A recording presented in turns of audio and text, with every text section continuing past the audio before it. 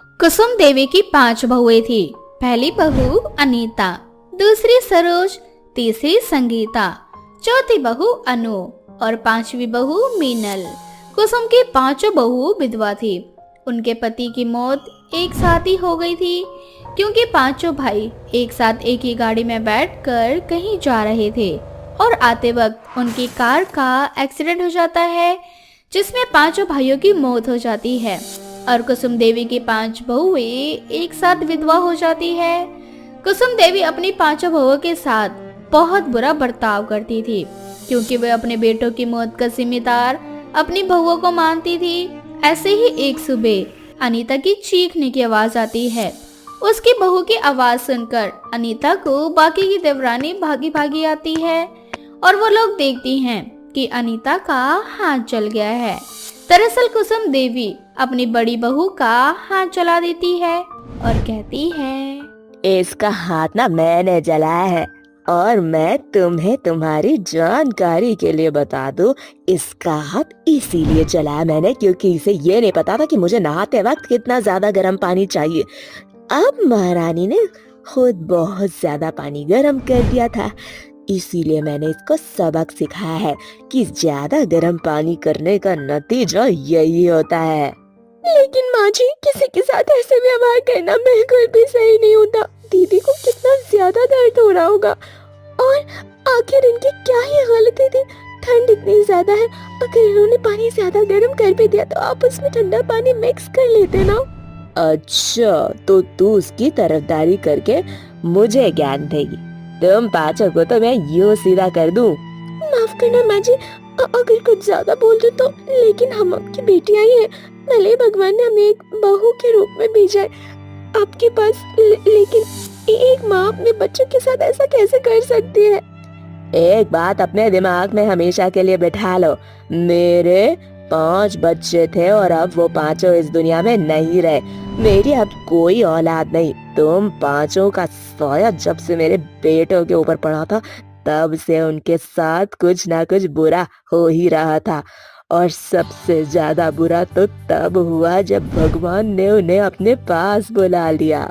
हाँ जी, हमारा भी तो सुहाग गया है ना। हम भी अपने पति से बहुत प्यार करते थे, इसीलिए हम 5 ने ठान लिया है कि हम कभी भी शादी नहीं करेंगे। उन्हीं की याद के सहारे अपने जीवन में आगे बढ़ेंगे और आपकी सेवा करेंगे। देखो, मैंने तुम्हें कभी भी यहाँ पर जबरदस्ती नहीं रखा। अगर तुम रहना चाहते हो तो रहो, नहीं रहना चाहते हो तो अपने अपनी मायके जा सकती हो। और अगर मेरे साथ रहना है तो मेरा अत्याचार तो तुम्हें सहना ही पड़ेगा। बेचारी 5 बहुएं कुसुम का अत्याचार सहती रहती है। ऐसे ही एक दिन सरोज की माँ की तबीयत बहुत ही ज्यादा खराब हो जाती है। वो कुसुम के पास जाती है और उससे कहती है, माँ जी, मेरी माँ की तबीयत बहुत ज्यादा खराब है, मुझे उनके पास जाना होगा। तेरी माँ की तबीयत खराब है तो मैं क्या करूँ? और अगर तूने अपने कदम इस घर से बाहर निकाल दिए तो हमेशा हमेशा के लिए दरवाजे तेरे लिए बंद हो जाएंगे। या तो तू अपने माँ बाप से रिश्ता रख या फिर ससुराल से रिश्ता जोड़ कर। माँ जी, भगवान के लिए मुझे जाने दो। 1 से 2 घंटे में मैं घर वापस आ जाऊंगी।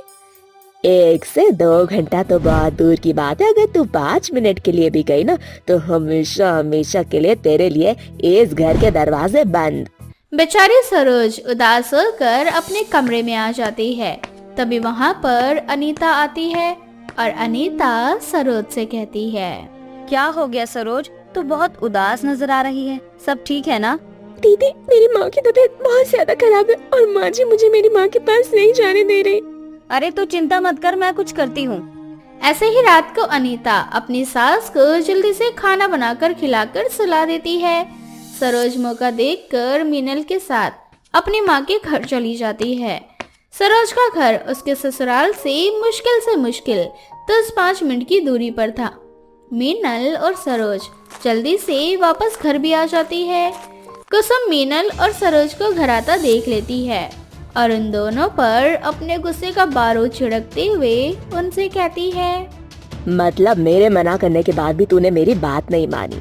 वो तो शुक्र है कि मैंने तेरी माँ की तबीयत जानने के लिए तेरे भाई को फोन किया और मुझे पता चला कि तू वहीं पर है। आज मैं जानती हूँ कि मैंने गलत किया, आपकी मना करने के बाद भी मैं गई, लेकिन मैं क्या करती, मैं बहुत ज्यादा मजबूर हो गई थी। मेरी माँ की तबीयत बहुत ज्यादा खराब थी और मेरा दिल बार बार उन्हें देखने के लिए कर रहा था। कोई बात नहीं, अब कहने और सुनने के लिए तो कुछ बचा नहीं रहा।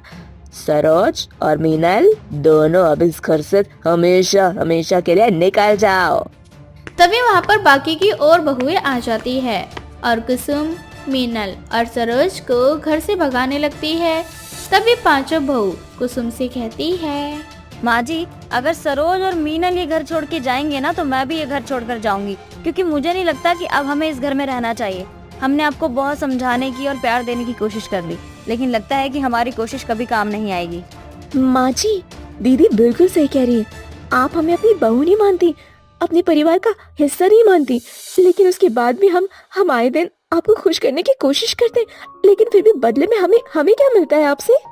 अगर तुम पांचों को इतनी ही तकलीफ है तो तुम घर से जा सकती हो, मुझे इसमें कोई भी दिक्कत नहीं है। तुम यहाँ पर रह भी अपनी मर्जी से रही थी और जाना भी है तो अपनी मर्जी से जा सकती हो, मैं तुम्हें नहीं रोकूंगी। अगर मेरे साथ रहना है तो मेरा अत्याचार तो तुम्हें सहना ही पड़ेगा। अनीता के साथ साथ सभी लोग सरोज और मिनल के साथ घर छोड़कर जाने के लिए तैयार हो जाती है और उसकी सास उनको जाने के लिए कह देती है। पांचों बहू एक साथ घर छोड़कर अपने अपने घर चली जाती है। ऐसे ही समय बीतता जाता है। पूरे घर में अब वो अकेली हो जाती हैं। अकेली होने के बाद उसे पूरा घर काटने को दौड़ता है और अपनी बहू से दूर जाने के बाद उसे एहसास होता है कि उसकी बहुएं उसके लिए सिर्फ बहू नहीं बल्कि उसकी बेटियां थी। मुझसे बहुत बड़ी भूल हो गई। मेरे पास दिन ही कितने रह गए। इस दुनिया में पूरा परिवार तो भगवान ने मेरा ऐसे ही पहले खत्म कर दिया। जो कुछ थी मेरी बहुएं थी, कम से कम मेरा ख्याल तो रखती थी, मुझे समय से खाना देती थी, मेरा इतना बुरा व्यवहार झेलती भी थी। साथ ही साथ मैं इतनी बुरी हूँ कि मैं उन पर बहुत ज्यादा अत्याचार करती थी। उसके बाद भी मेरी बहुएं हमेशा मुझे माँ ही मानती थी। मैंने जो किया वो शायद बहुत गलत था। आज मुझे अपनी गलती का एहसास हो गया। इस तरह से कुसुम को अपनी गलती का एहसास हो जाता है। अब वो अपने पांचों बहुओं के घर जाती है और उन सभी से माफी मांगकर पांचों को अपने घर ले आती है, जिसके बाद से कुसुम का व्यवहार अपनी बहुओं के लिए बहुत बदल जाता है। अब वो सभी हंसी खुशी मिलजुल कर अपने जीवन में एक साथ आगे बढ़ती हैं। सीमा के पति ने उसे छोड़ दिया था, जिसके बाद सीमा ने अकेले ही अपने बेटे दीपक की परवरिश की थी और आज सीमा के बेटे की शादी थी। सुमित्रा बहन, आज तो मेरी खुशी का ठिकाना ही नहीं है। आखिर वो दिन आ ही गया जिसका मुझे बरसों से इंतजार था। बस कुछ ही देर में मेरे लाल की बारात निकलेगी और मेरे घर मेरी बहुत ही प्यारी बहू आएगी। सच में सुमित्रा, तू तो भाग्यशाली है जो तुझे इतना संस्कारी और होनहार बेटा मिला, और उससे भी अच्छी बात कि तेरी बहू इतनी अच्छी है। वो तो है सुमित्रा बहन। अच्छा, मैं चलती हूँ, बहुत सारे काम है घर में, आखिर शादी का घर जो है। अरे सीमा बहन, तुम अकेले कितना काम करोगी? मैं भी तुम्हारी मदद करवा देती हूँ। इस तरह से सीमा अपने पड़ोसन सुमित्रा के साथ मिलकर सारी तैयारियां कर लेती है और बहुत जल्द बारात निकल जाती है। अब सीमा घर पर रहकर बारात और अपनी बहू के वापस आने का इंतजार करने लगती है। अब तक तो शादी भी हो गई होगी, बस कुछ ही देर में मेरा बेटा बहू लेकर घर आ ही जाएगा। सीमा, तुम्हारी खुशी देखकर तो ऐसा लग रहा है जैसे कि तुम बहू के आते ही खुशी के मारे झूमने लगोगी। सही कहा तुमने, आज मैं बहुत खुश हूँ, बस सब कुछ अच्छे से हो जाए। अब सीमा अपने बहू बेटे के घर आने का इंतजार करने लगती है, पर काफी देर हो जाती है और अब तक सीमा के बहू बेटे घर नहीं आते, जिसके बाद सीमा को अपने बेटे बहू की चिंता सताने लगती है। सुमित्रा बहन, अभी तक मेरे बहू बेटे घर नहीं आए, मेरा दिल बहुत ज्यादा घबरा रहा है, बहुत फिक्र हो रही है मुझे। तुम जरा किसी और के फोन से फोन करके पता करो कि कोई आया क्यों नहीं, सब ठीक तो है ना? सीमा, तूने सही कहा था, अब तक तो सबको आ जाना चाहिए था, पर अब तक कोई आया नहीं है। तुम रुको, मैं अपने बेटे को फोन करके पूछती हूँ कि आखिर माजरा क्या है। अब सुमित्रा अपने बेटे को फोन करके पूछती है, जिसके बाद सुमित्रा को पता चलता है कि आते हुए एक बहुत बड़ा हादसा हो गया, जिसमें कुछ लोगों की जान चली गई और उनमें से एक सीमा का बेटा दीपक भी है। सीमा बहन, दीपक अब इस दुनिया में नहीं रहा और तुम्हारी बहू अस्पताल में है। ऐसा नहीं हो सकता, मेरा बेटा मुझे छोड़ के नहीं जा सकता।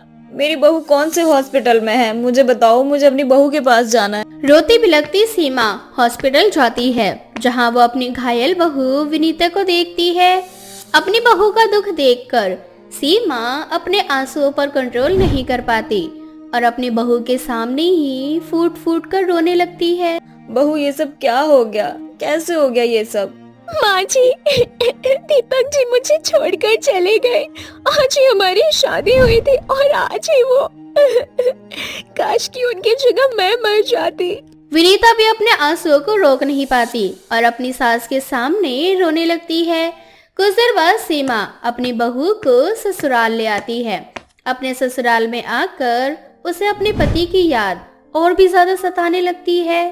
माँ जी, अगर दीपक जी अभी जिंदा होते तो हम दोनों को इस घर में एक साथ आता, मेरा गृह प्रवेश होता, देख आप मेरी आरती उतारते और पता नहीं कितनी सारी रस्में करती। हाँ बहू, शायद तकदीर को यही मंजूर था। तू जाकर अपने कमरे में आराम कर ले, रात होने वाली है, मैं तेरे लिए कुछ बनाकर लाती हूँ। माँ जी, आपने तो दीपक जी को जन्म दिया था, आप इतनी मजबूत कैसे हैं? मैं अपने आप को रोक नहीं पा रही, पर आपने खुद को संभाला हुआ है और मुझे भी संभाल रही है। बहू, मैंने अपनी जिंदगी में बहुत उतार चढ़ाव देखे हैं, पर तेरे साथ जो हुआ वो मैं भी सहन नहीं कर पाती अगर ये सब मेरे साथ होता। आज तेरी सुहाग की पहली रात है और आज ही तू विधवा हो गई। आज तू पहली रात इस घर में अकेले एक विधवा की तरह गुजारेगी। ये सोच सोच के ना मेरा कलेजा फटने लग रहा है। इस तरह से सीमा अपनी बहू को संभालती है और उसे कमरे में आराम करने के लिए भेज देती है और खुद विनीता के लिए खाना बनाने की तैयारियां करने लगती है। तो वहीं दूसरी ओर विनीता अपना सजा हुआ कमरा और अपनी सफेद साड़ी को देखकर एक बार फिर रोने लगती है। आज अगर मैं सुहागन होती तो आज मेरी पहली रात होती, पर मेरी पहली ही रात विधवा की पहली रात बन गई। भगवान, तुमने मेरे साथ ऐसा क्यों किया? क्यों मुझसे मेरे दीपक जी को छीन लिया? विनीता रोते हुए दीपक को याद कर ही रही होती है कि तभी वहाँ सीमा खाना लेकर आती है और उससे कहती है, बहू, हमारा दुख तब और ज्यादा बढ़ जाता है जब हम उसके बारे में ही सोचते रहते हैं और उससे बाहर ही नहीं निकलते।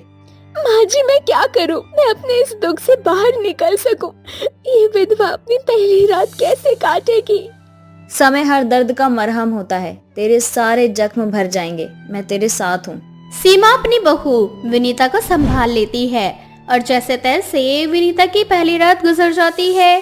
समय यूं ही बीतता जाता है और विनीता पुरानी सभी बातों को भूलने लगती है, पर आसपास के सभी लोग सीमा को विनीता के खिलाफ भड़काने की कोशिश करने लगते हैं। सीमा बहन, अब तुम्हें अपनी बहू को घर से निकाल देना चाहिए। तुम्हारी बहू के ना पैर सही नहीं है। मैंने सुना है कि इस लड़की की तो माँ भी मर गई थी जब ये पैदा हुई थी, और देखो ससुराल में आने से पहले ही पति को खा गई। खबरदार, अगर मेरी बहू के खिलाफ किसी ने ऐसी बातें कही तो मैं इन बातों को बिल्कुल भी नहीं मानती। इतना बोलकर सीमा घर में चली जाती है, पर ये सारी बातें विनीता सुन लेती है और अपनी सास से कहती है, माँ जी सही तो कह रहे हैं सब, मुझे अब इस घर में और नहीं रहना चाहिए। सब कुछ मेरी वजह से हुआ है। बहू, मुझे फर्क नहीं पड़ता कि ये लोग क्या सोचते हैं तेरे बारे में। मुझे फर्क पड़ता है तो सिर्फ इससे कि तू क्या सोचती है और तू क्यों इन गली वालों की बातों में आ रही है। ये तो चाहते हैं कि तू एक विधवा है और घुट घुट कर जिए। पर माँ जी, मुझे भी यही लगता है कि शायद मैं ही मनहूस हूँ। आते ही आपसे आपके बेटे को छीन लिया और आपकी खुशियों को भी छीन लिया। खबरदार बहू, अगर तूने इस तरह से फिर बातें की तो तू जानती है, जब दीपक 2 साल का था तब तेरे ससुर जी मुझे छोड़कर चले गए थे। उस समय भी इन समाज वालों ने मुझे ऐसे ही ताने दिए थे, पर मैंने कभी हार नहीं मानी। सभी मुसीबतों का सामना किया और देख, आज वही समाज वाले मेरी वाहवाही करते हैं। ठीक उसी तरह से जो लोग तुझ पर आज उंगली उठा रहे हैं, कल देखना वही तेरी उंगली पकड़ेंगे।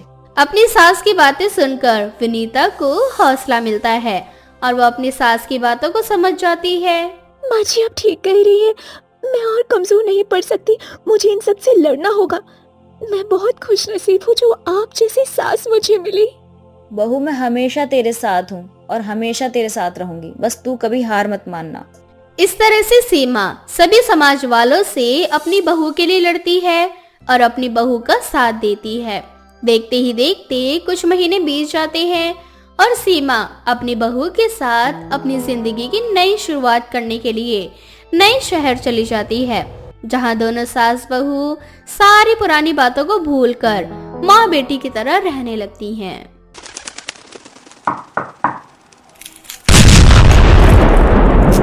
चूचू चिड़िया की कहानी। सुंदर वन जंगल में कालू नाम का कौवा अपनी माँ बबली कबूतरी और पिता बंटी कबूतर के साथ रहा करता था। कालू कौवा अब शादी लायक हो चुका था, इसीलिए बबली कबूतरी अपने पति बंटी कबूतर से कहती है, बंटी जी, हमारा बेटा अब शादी लायक हो चुका है, अब हमें किसी अच्छी चिड़िया को देखकर उसकी शादी कर देनी चाहिए। अरे बबली, कालू अभी बच्चा भी तो है, क्यों तुम शादी को लेकर उसके पीछे पड़ी रहती हो?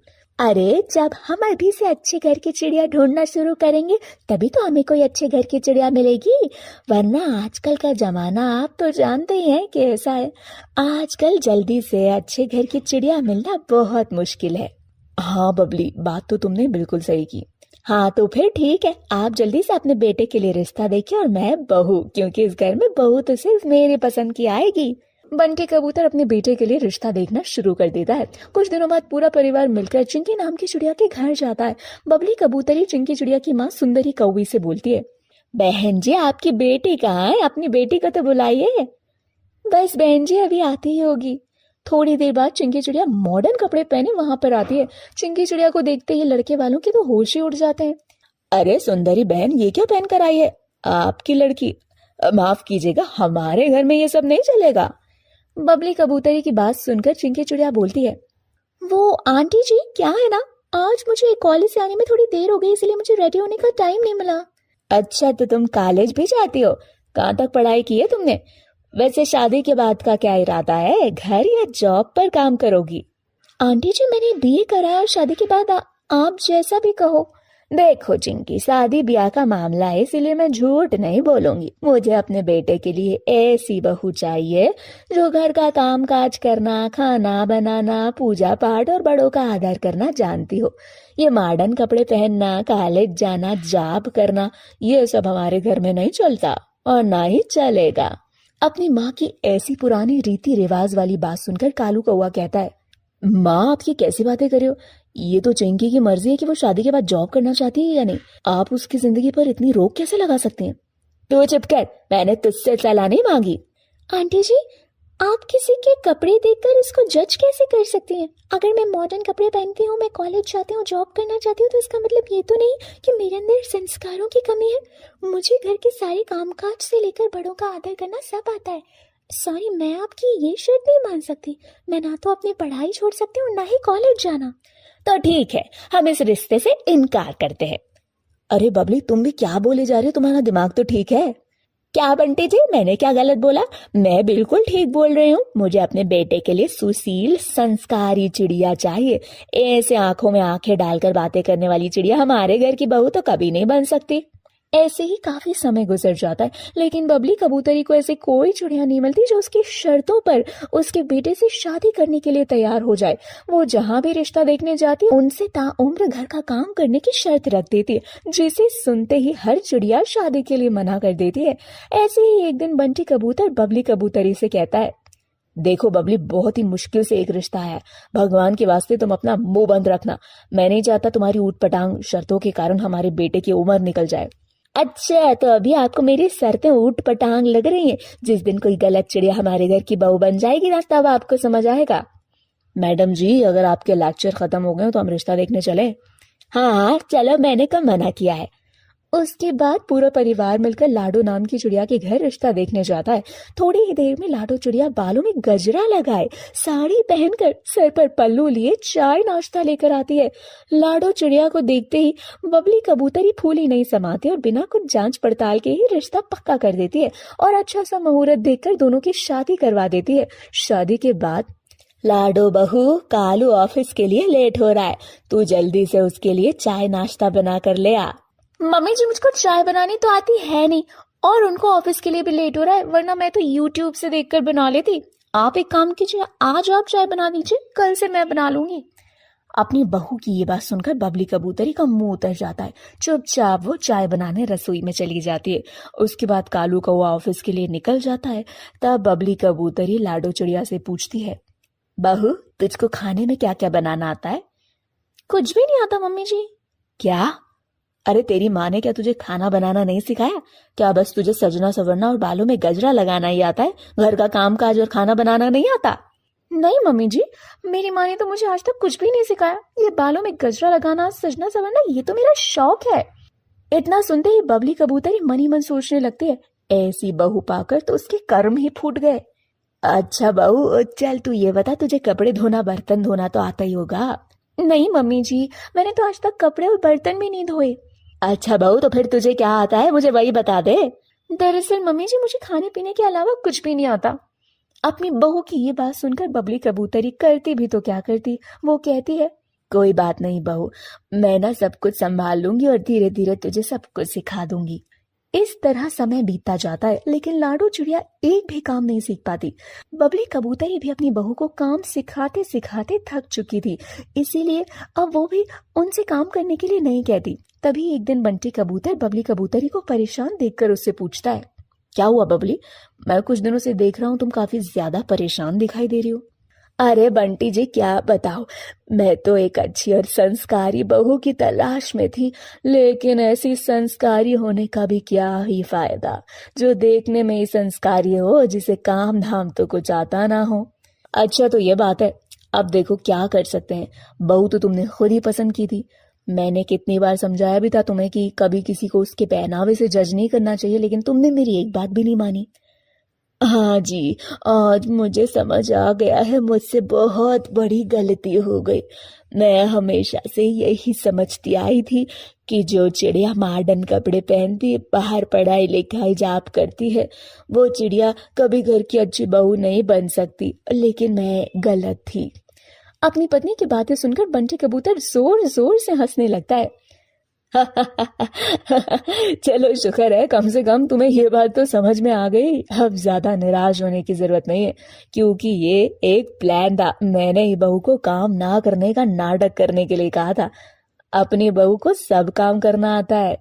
तभी लाडो चिड़िया मुस्कुराती हुई कहती है, हाँ मम्मी जी, पापा जी बिल्कुल सही बोल रहे हैं। ये सब तो एक नाटक था, नाटक, आपको सही समझाने के लिए कि हर एक संस्कारी दिखने वाली चिड़िया संस्कारी नहीं होती।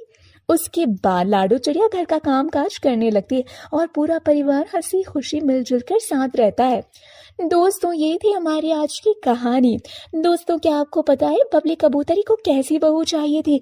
अगर आपको पता है तो आप अपना आंसर हमें कमेंट सेक्शन में कमेंट करके जरूर बताएं। साथ ही वीडियो को लाइक जरूर करें और मेरे चैनल को सब्सक्राइब करना और बेल आइकन को दबाना बिल्कुल भी ना भूलें।